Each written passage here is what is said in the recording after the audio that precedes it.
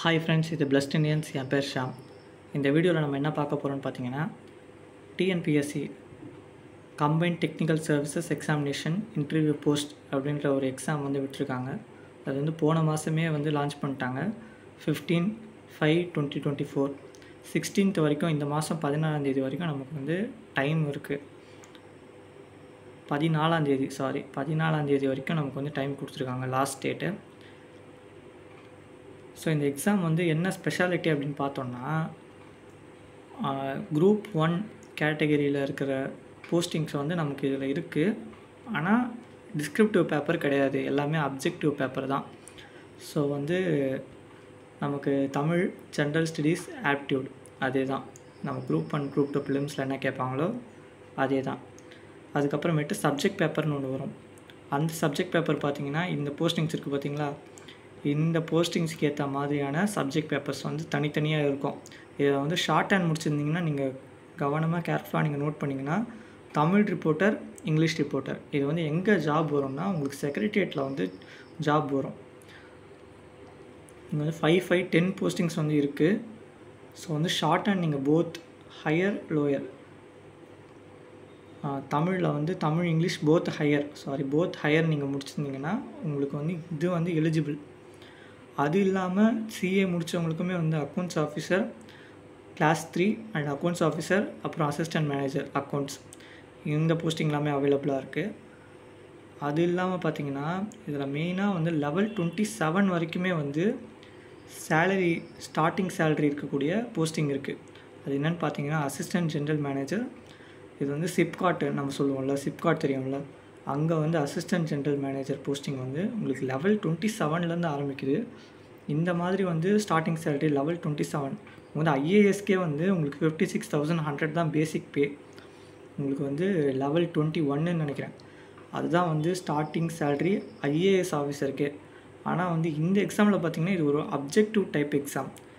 அதாவது தனித்தனியாக separate paper இருக்குது தான், நான் ஒத்துக்கிறேன். ஆனால் வந்து இது வந்து ஒரு அப்ஜெக்டிவ் டைப் எக்ஸாம்.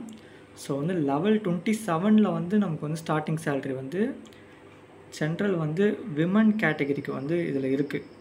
ஸோ வந்து நீங்கள் விமனாக இருந்தீங்க அப்படின்னா, ஜென்ரல் விமன் கேட்டகரியில் வந்து உங்களுக்கு வந்து அசிஸ்டன்ட் ஜென்ரல் மேனேஜர், நீங்கள் வந்து பிஇ முடித்து 5 இயர்ஸ் வந்து எக்ஸ்பீரியன்ஸ் இருக்கணும். அதை பற்றி நம்ம லேட்டராக பார்க்கலாம். ஸோ இதில் இன்னுமே நிறைய போஸ்டிங்ஸ் கூட இருக்குது. நீங்கள் இப்போ இந்த அசிஸ்டன்ட் டைரக்டர் ஆஃப் ஸ்டாட்டிஸ்டிக்ஸ் பார்த்தீங்கன்னா, நீங்கள் வந்து இப்போ பிஏ எக்கனாமிக்ஸ், ஸ்டாட்டிஸ்டிக்ஸ் இந்த மாதிரி முடிச்சிருக்கீங்க, 60% மேலே முடிச்சிருக்கீங்க, அப்படி இல்லைனா எம்ஏ எக்கனாமிக்ஸ் இல்லைனா ஸ்டாட்டிஸ்டிக்ஸ் வச்சுருக்கீங்க, மேத்தமெட்டிக்ஸ் அப்படி வச்சுருக்கீங்க அப்படின்னா, இந்த போஸ்டிங் நீங்கள் அப்ளை பண்ணிங்கன்னா 17 போஸ்டிங் இருக்குது பாருங்கள். ஜென்ரலில் 3 இருக்குது. ஸோ அவங்களுக்கு நீங்கள் என்ன படிச்சிங்களோ, பிஜி ஸ்டாண்டர்டில், யூஜி ஸ்டாண்டர்டில் என்ன படிச்சிங்களோ அதுதான் உங்களுக்கு கேள்வியாக வரும். தமிழ், ஜென்ரல் ஸ்டடீஸ், ஆப்டியூடு இல்லாமல் செகண்ட் பேப்பர். ஸோ அது கிளியர் பண்ணிங்கன்னா நீங்கள் வந்து குரூப் 1 கேட்டகரிக்கான போஸ்டிங்க்கு வந்து நீங்கள் போக முடியும். ஸோ இந்த மாதிரி ஏகப்பட்ட எக்ஸாம்ஸ் இருக்குது. அதை பற்றி தான் நம்ம சேனலில் அடுத்தடுத்து பார்க்க போகிறோம். அதெல்லாம் உங்களுக்கு தெரியணும் அப்படின்னா நம்ம சேனலை வந்து சப்ஸ்கிரைப் பண்ணி வச்சுக்கோங்க. ஸோ பர்சாருமே இதில் வந்து இருக்குது. பார்த்திங்கன்னா பர்சாருக்கு தனி எக்ஸாம் இருக்குது நம்ம டிஎன்பிஎஸ்சியில். அது இல்லாமல் இதுலேயுமே வந்து பர்சார் இருக்குது. Tamil Nadu educational service collegiate educational department அதில் வந்து இருக்குது.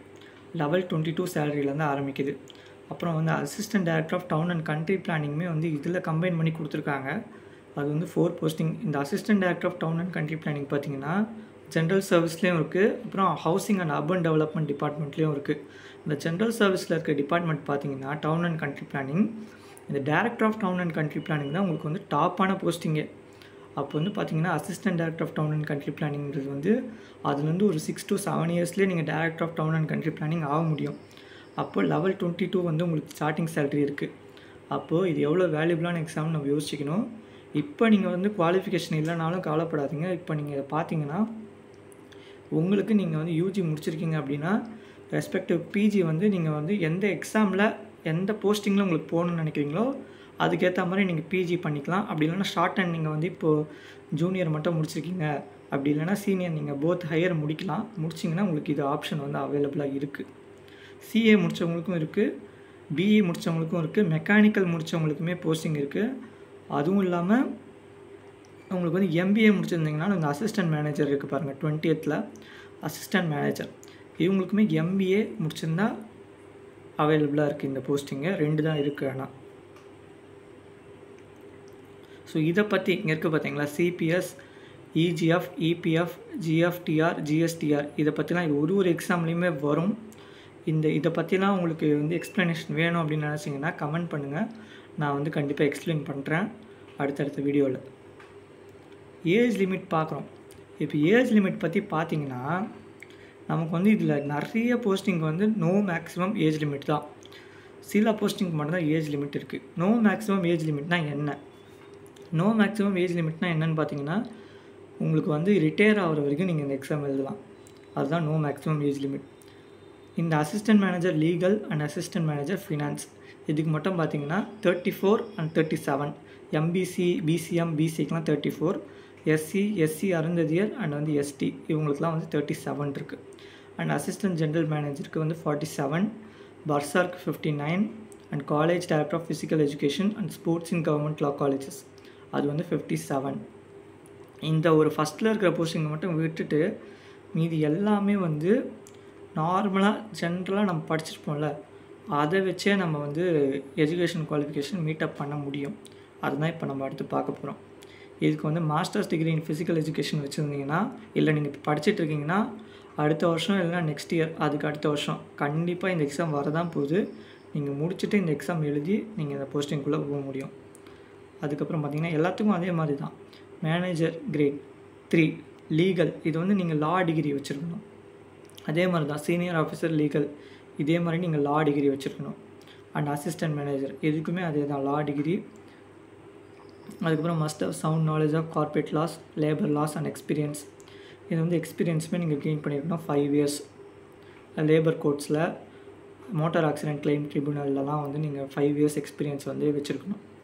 அண்ட் அசிஸ்டன்ட் மேனேஜர் லீகல் இது வந்து வேறு டிபார்ட்மெண்ட்டில் வரும் அவங்களுக்கு, டிகிரி இன் லா. நெக்ஸ்ட் வந்து தமிழ் ரிப்போர்ட்டர், இங்கிலீஷ் ரிப்போர்ட்டர் தான் மெயினான ஷார்ட் அண்ட் முடித்தவங்களுக்கான 2 போஸ்டிங்கு. ஈஸியாகவும் இருக்கும். அடுத்தது அதை நம்ம அதை தான் பார்க்க போகிறோம். என்ன எக்ஸாம் பேட்டர்னா தமிழ் ரிப்போர்ட்டர், இங்கிலீஷ் ரிப்போர்ட்டருக்கு தான் ஈஸியான எக்ஸாம் பேட்டர்ன் இதில் இருக்கிறதுலே. இது எல்லாருக்குமே அவங்க பிஜியில் பண்ண பேப்பர்லேருந்து கொஷின் கேட்பாங்க. ஆனால் தமிழ் ரிப்போர்ட்டருக்கும் இங்கிலீஷ் ரிப்போர்ட்டருக்கும் மட்டும் ஸ்டெனோகிராஃபிலேருந்து 100 questions. அதை நம்ம அடுத்து பார்க்கலாம். பேச்சுலர்ஸ் டிகிரி இல்லாமல் ஷார்ட் ஹேண்டில் வந்து 120 words per minute நீங்கள் வந்து பாஸ் பண்ணியிருக்கணும். அண்ட் வந்து கவர்மெண்ட் டெக்னிக்கல் எக்ஸாமினேஷன் டைப் ரைட்டிங்கில் வந்து தமிழில் சீனியர் கிரேட் வச்சுருக்கணும். இது மட்டும் கிடையாதுங்க, நீங்கள் வந்து இங்கிலீஷ்லேயுமே வச்சுருக்கணும். 2மே போத் ஹையர் வச்சுருக்கிறது தான் நல்லது. ஷார்ட் ஹேண்டாக இருக்கட்டும், டைப்பிங்காக இருக்கட்டும். ஏன்னா ப்ரிஃபரன்ஸ் அது மாதிரி தான் வரும். இங்கிலீஷ் ரிப்போர்ட்டருக்கும் அதே மாதிரி தான். இங்கிலீஷ்க்கு மட்டும் நீங்கள் வந்து 180 words per minute வந்து கம்பல்சரியாக வச்சுருக்கணும். இதுக்கு வந்து 120 வச்சுருந்தீங்கன்னா கூட ஹை மார்க் எடுத்துட்டிங்கன்னா போயிடலாம். ஆனால் இங்கிலீஷில் வந்து 180 words per minute கண்டிப்பாக வச்சுருக்கணும். அதுக்கப்புறம் தமிழில் இருந்தால் உங்களுக்கு வந்து ப்ரிஃபரன்ஸ் வந்து ஜாஸ்தியாக கிடைக்கும். அண்ட் வந்து அக்கௌண்ட்ஸ் ஆஃபீஸருக்கு வந்து நீங்கள் சிஏ வச்சுருக்கணும். அதே மாதிரி தான் அக்கௌண்ட்ஸ் ஆஃபீஸர், சார்ட்டர்ட் அக்கௌண்டண்ட்டில் வந்து நீங்கள் வந்து ஃபைனல் எக்ஸாமினேஷன் பாஸ் பண்ணியிருக்கணும். அதுக்கப்புறம் எக்ஸ்பீரியன்ஸும் கேட்குறாங்க. அண்ட் வந்து ஏகப்பட்ட போஸ்டிங் இருக்குங்க. அதில் வந்து நம்ம மெயினாக இதில் நீங்கள் தம்ப்நெயிலே இருக்கக்கூடிய மிக முக்கியமான போஸ்டிங் பார்த்தீங்கன்னா அதுக்கு வந்து பிஇ அது வந்து நீங்கள் முடிச்சிருக்கணும். அசிஸ்டண்ட் ஒரு நிமிஷம் இருங்க.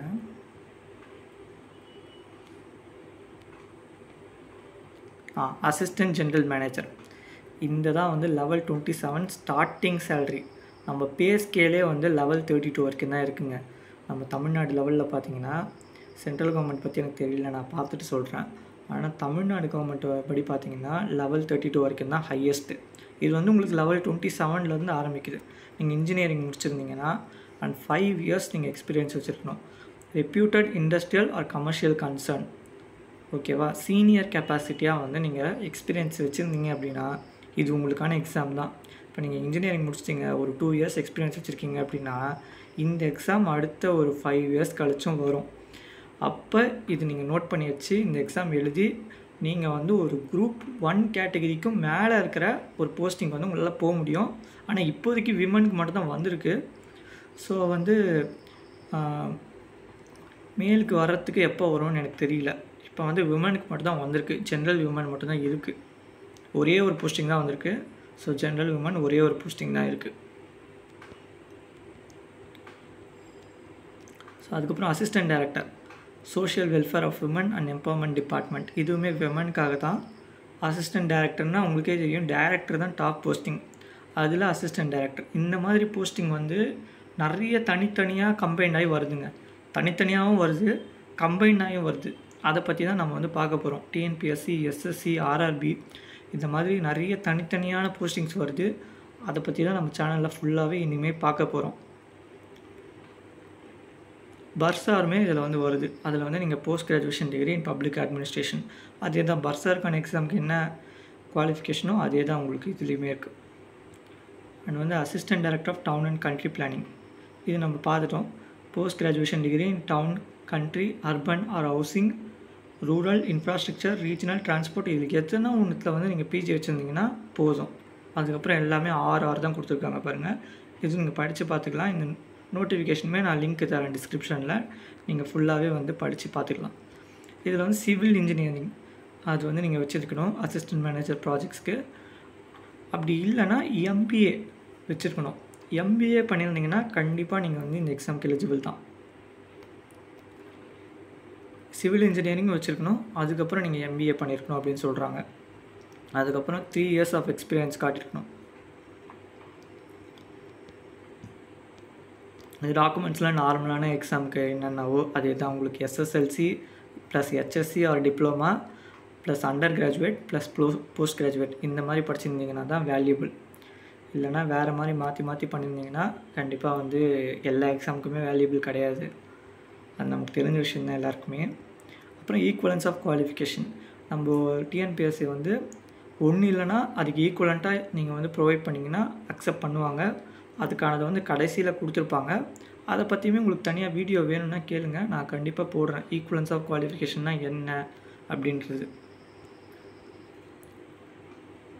அண்ட் வந்து ஃபிசிக்கல் அண்டு மெடிக்கல் ஸ்டாண்டர்ட்ஸும் வந்து இது நீங்களே பார்த்துக்கலாம். அதை பற்றியுமே தனியாக நான் கண்டிப்பாக வீடியோ போடுறேன். என்னென்ன ஸ்டாண்டர்ட்ஸ் இருக்குது, ஃபிசிக்கல் ஸ்டாண்டர்ட்.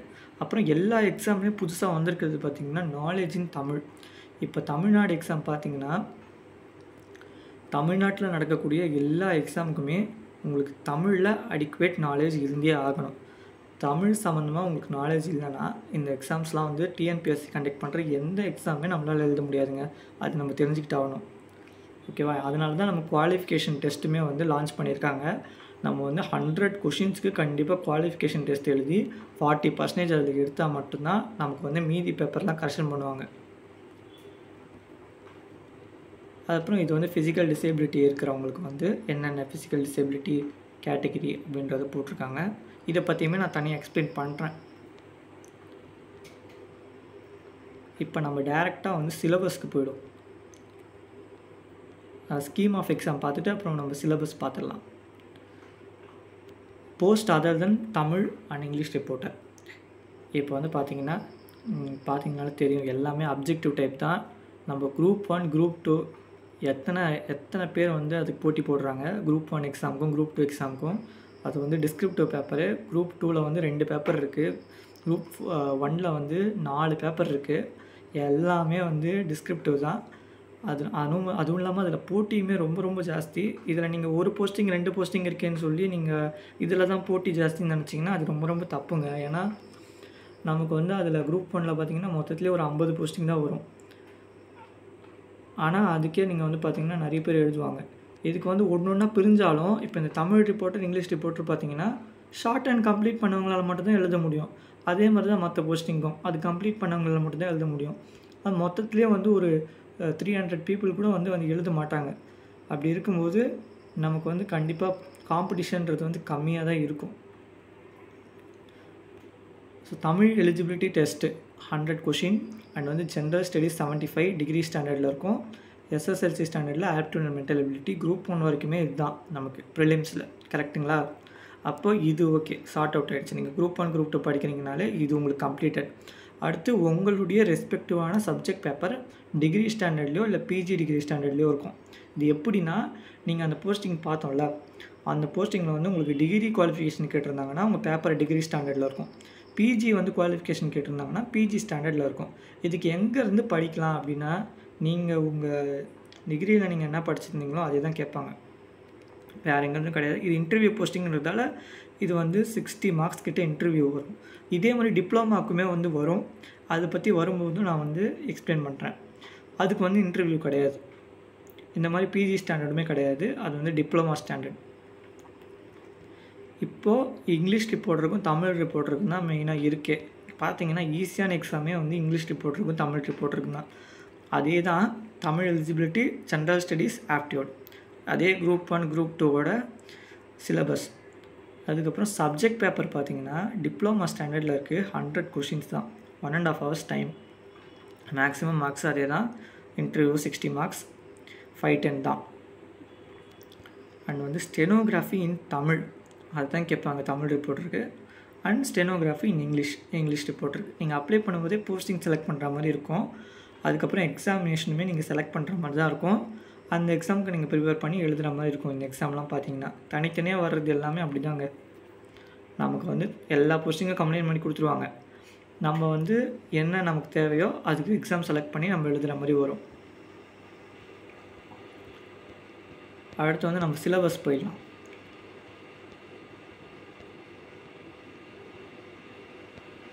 சென்டர்லாம் மெயினான இடத்துல தான் நமக்கு வந்து சென்டருன்றது போடுவாங்க இந்த மாதிரி எக்ஸாமுக்கு. இதுக்கு கன்செஷன்லாம் டிஎன்பிஎஸ்சி என்ன கன்செஷன் கொடுக்குறாங்களோ ஃபீஸ் கன்செஷன் அதே மாதிரி தான் இருக்கும். நமக்கு எல்லாமே டிஎன்பிஎஸ்சி கண்டக்ட் பண்ணக்கூடிய எக்ஸாம் வந்து ஒரே மாதிரி தான் நமக்கு வந்து இருக்கும் கன்செஷன்லாம்.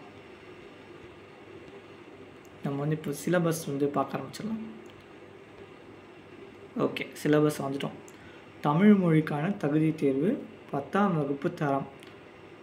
சிலபஸ் நீங்கள் நல்லா பார்த்தீங்கன்னா என்ன சிலபஸ்ன்னு பார்த்தீங்கன்னா, நமக்கு கேட்குற குரூப் 2ல் இருக்கிற சிலபஸ் கிடையாது, குரூப் 4ல் இருக்கிற சிலபஸ்ஸு, குரூப் 2ல் இருக்கிற சிலபஸ்ஸு எல்லாம் சேர்த்து ஒரு மாதிரி கம்பைன் பண்ணி கொடுத்துருக்காங்க Tamil.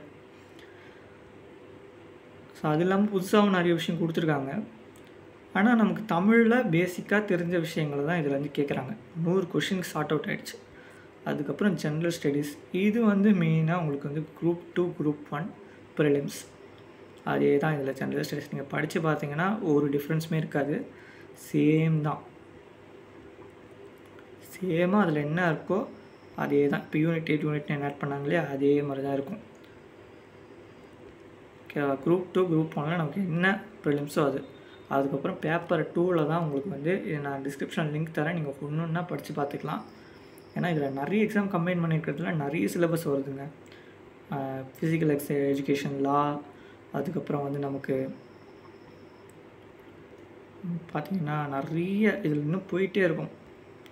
Finance and cost accountancy, PG standard. நம்ம இப்போ முன்னாடி பார்த்துருப்போம் எது டிகிரி ரெக்வயர்டு, எது பிஜி ரெக்வயர்டு அப்படின்னு பார்த்துருப்போம். அதுக்கேற்ற மாதிரி degree standard, PG standard, agriculture, இது எல்லாமே நம்ம சேர்த்து எழுத வேணாங்க. இப்போ நம்ம ஒரு போஸ்டிங் செலக்ட் பண்ணுறோம்ல, அதுக்கான எக்ஸாம் தனித்தனியாக நம்ம அப்ளை பண்ணால் போதும். இப்போ இது இந்த ஸ்டாட்டிஸ்டிக்ஸ் பார்த்திங்கன்னா அடிஷ்னல் டைரக்டர் ஆஃப் ஸ்டாட்டிஸ்டிக்ஸ், அதுக்கான ஒரு எக்ஸாம் அந்த மாதிரி வரும். அதுக்கான சிலபஸ் இது. எக்கனாமிக்ஸும் அதே தான். அடிஷ்னல் டைரக்டர் ஆஃப் ஸ்டாட்டிஸ்டிக்ஸ் இருக்குல்ல, அசிஸ்டன்ட் டைரக்டர் ஆஃப் ஸ்டாட்டிஸ்டிக்ஸ், அதுக்கே வந்து நமக்கு 3 ஸ்டாட்டிஸ்டிக்ஸ், எக்கனாமிக்ஸ், மேத்தமெட்டிக்ஸ் இதில் வந்து நீங்கள் வச்சுருந்தா போதுன்றாங்க. அதுக்கான ஒரு சப்டிவிஷன் தான் இது எக்கனாமிக்ஸ். ஸோ நீங்கள் பிஏ எக்கனாமிக்ஸ் படிச்சிருக்கீங்க, நீங்கள் வந்து அதில் நல்லாவே 60% நீங்கள் வச்சுருக்கீங்க அப்படின்னா இது கண்டிப்பாக நீங்கள் அப்ளை பண்ண வேண்டிய எக்ஸாமுங்க. கண்டிப்பாக நீங்கள் அப்ளை பண்ணி எழுதியே ஆகணும். மேத்தமெட்டிக்ஸ் வச்சுருந்தீங்கன்னா கூட பிஎஸ்சி மேக்ஸ் வச்சுருந்தீங்க, 60%க்கு மேலே ஃபஸ்ட் கிளாஸ் டிகிரி வச்சுருக்கீங்க அப்படின்னா கண்டிப்பாக அப்ளை பண்ணி எழுதலாம். அப்படி இல்லைனா பிஜி வச்சுருக்கீங்க, நான் ஃபஸ்ட் கிளாஸ்லாம் எடுக்கல ஆனால் பிஜி வச்சுருக்கேன் அப்படின்னா நீங்களும் எழுதலாம். ஸோ இதுதான் சிலபஸ்ஸு. இந்த மாதிரி நிறைய எக்ஸாம் நம்ம டிஎன்பிஎஸ்சி கண்டக்ட் பண்ணுறாங்க. அதை பற்றி நம்ம சேனலில் தொடர்ந்து நான் வந்து வீடியோஸ் போட போகிறேன். உங்களுக்கு வந்து பிடிச்சிருந்தா என்னோடய சேனல் வந்து சப்ஸ்கிரைப் பண்ணுங்கள், சப்போர்ட் பண்ணுங்கள். எது வந்து நல்லா பண்ணலையோ அதை பற்றி உங்கள் ஃபீட்பேக் வந்து கமெண்ட் பண்ணுங்கள். நல்லா பண்ணியிருக்கேன் அப்படின்னாலும் ஃபீட்பேக் வந்து கமெண்ட் பண்ணுங்கள். வீடியோ மறக்காமல் லைக் பண்ணிவிடுங்க. ஸோ வந்து உங்கள் ஃப்ரெண்ட்ஸுக்கு இவங்க யாருன்னா இந்த எஜுகேஷன் குவாலிஃபிகேஷன் உங்கள் ஃப்ரெண்ட்ஸுக்கு இருந்துச்சு அப்படின்னா கண்டிப்பாக நீங்கள் வந்து அவங்களுக்கு ஷேர் பண்ணுங்கள். ஸோ வந்து தேங்க்யூ ஃபார் வாட்சிங். இந்த வீடியோ கடைசி வரைக்கும் பார்த்தீங்கன்னா உங்களுக்கு ரொம்ப ரொம்ப நன்றிங்க. நன்றி, வணக்கம்.